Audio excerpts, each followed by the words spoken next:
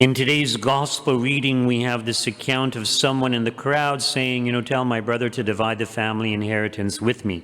This is a very common issue that comes up even in today's age, where people argue about the inheritance. And, yes, people are entitled to the inheritance, and there's always somebody who wants to take more for themselves instead of sharing things equally, and it causes problems, it causes conflicts.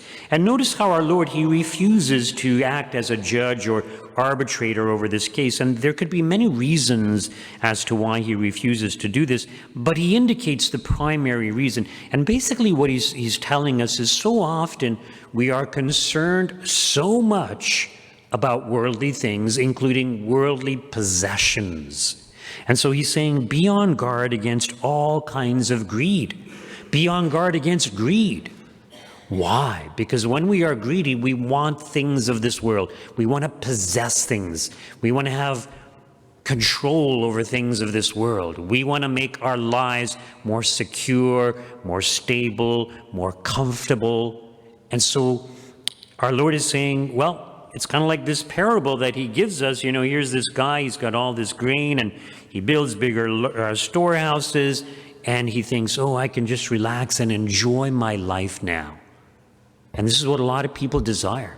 They want to have an abundance so they can just relax and put up their feet and relax and not have to work and not have to worry about anything. But our Lord is saying, well, you're making a mistake, because all the things that you possess, all the things that we could ever possess in this world, they are all passing. And what's really important is laying up heavenly treasures. And how do we lay up heavenly treasures? Well, sharing our talents, but also sharing our goods, our possessions. Sure, people need to lay up for their retirement or the education of their children, all these things, but so often we want an overabundance of material things, including wealth, more than what we really need. In other words, our Lord is saying, live simply, but do a lot of good. Focus on doing good. Don't focus on, trying to make your place here on earth like a heaven here on earth. We cannot do that anyways, even if we try.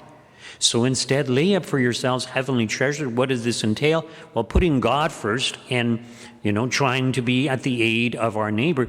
And sometimes that means going without. Going without. Sure, it might be all right to, have a case against your brother or some family member regarding the inheritance, but if it's going to cause you to be angry and resentful and revengeful and to be upset and to take out your anger on others, then obviously there's something wrong there, right? So that there's a right way to go about things and a wrong way, and this is kind of what our Lord is getting at, Are we laying up heavenly treasures for ourselves? Are we resigned to the will of God?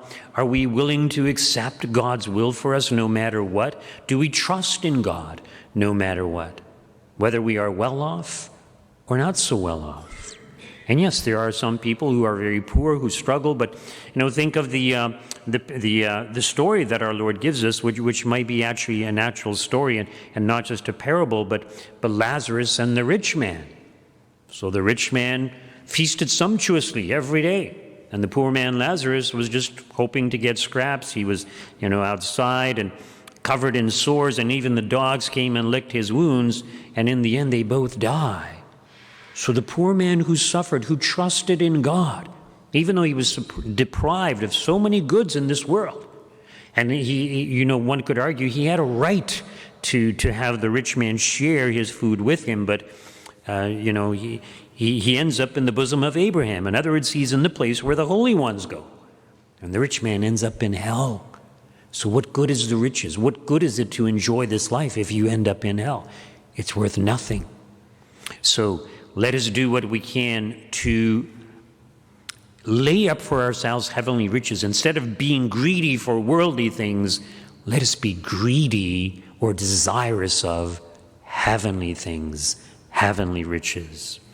Just a reminder, I will be away from Tuesday to Thursday at the priest seminar, leaving today, and there will be priests to fill in, so we will have the regular Mass schedule as usual. And yes, we will still have adoration before all the weekday Masses. Not sure about confession, because I asked the priest to come in to fill in for Mass, so not necessarily for confession. A lot of priests don't hear confessions before Mass, but if you really need to go, you can ask the priest if he's not in the confessional.